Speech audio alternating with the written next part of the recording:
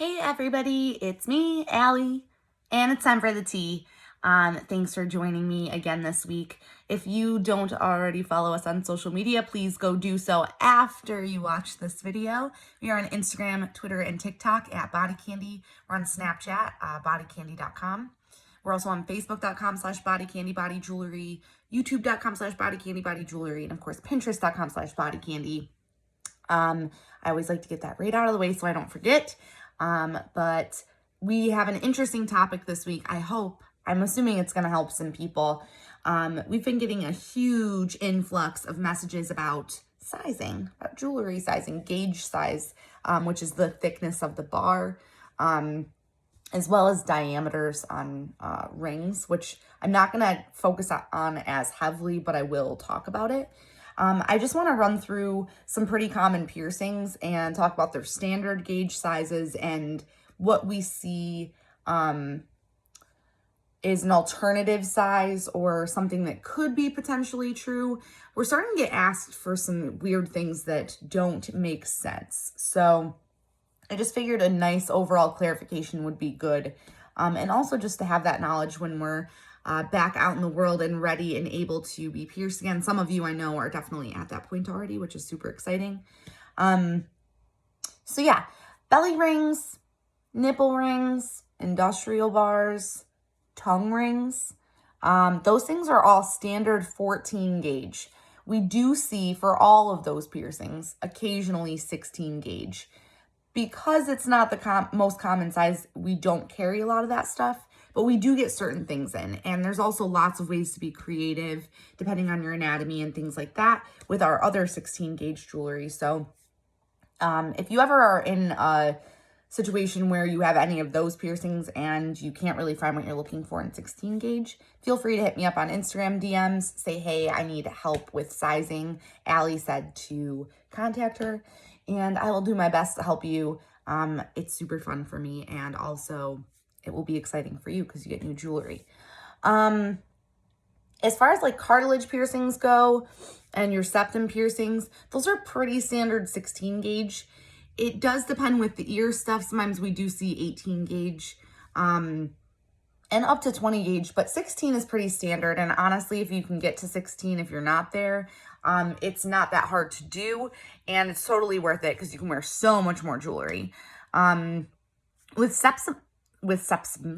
septum piercings, 16 gauge is pretty standard. As I said, I'm wearing a 16 gauge, 5/16 diameter ring. But sometimes people stretch them. So we are starting to see 14 gauge a little bit more frequently. And some people even go larger than that. But 18 gauge isn't very common. So just keep that in mind. Again, 16 gauge is going to be the size that you see the most jewelry in. As far as diameters on a nose ring or a septum ring, or any rings really, this is 5/16. That's a pretty medium size. A 1/4 inch is going to be way smaller, and then the 3/8 is going to be the step larger, and then of course a 1/2 inch is larger. So keep that in mind. But I like to go by the 5/16 rule, at least to start. A lot of people prefer 3/8, which is that slight size larger. But if you're not sure, and if you're kind of looking for something that's a little bit smaller, that's totally the right place to start. Again, if you have any questions about this stuff, feel free to hit me up. I totally don't mind. I'm super busy, but I do take time to respond to stuff like that. Gosh, what piercings haven't we talked about? Oh, of course, eyebrow, anything with the curved rook, the curved barbells, eyebrow, snug, stuff like that. Again, 16 gauge is pretty common. Lip studs, medusas, those sorts of things are all included in that cartilage stud field. So 16 gauge is going to be the most common size that you see. Again, sometimes you see 14 gauge. See how crazy this can get? See how confusing this can get? The last one I guess I should probably talk about is nose rings, nose studs, things like that. I have 16 gauge nose piercings. I know a lot of people that do. That's actually a really good size. The thinner you go, the scarier it can be for healing and things like that. But 18 gauge is the most standard nostril size, actually. So we do carry a lot of 18 gauge. In fact, we don't carry a ton of 16 gauge right now. But again, we actually have other things that work just as well and look amazing if you know what you're looking for. So if you need help trying to find something, again, hit me up. We do see 20 gauge nose rings. We have started to have a few people asking about 22 gauge, and that is something that is super tiny. I'm not even sure why someone would pierce you that small.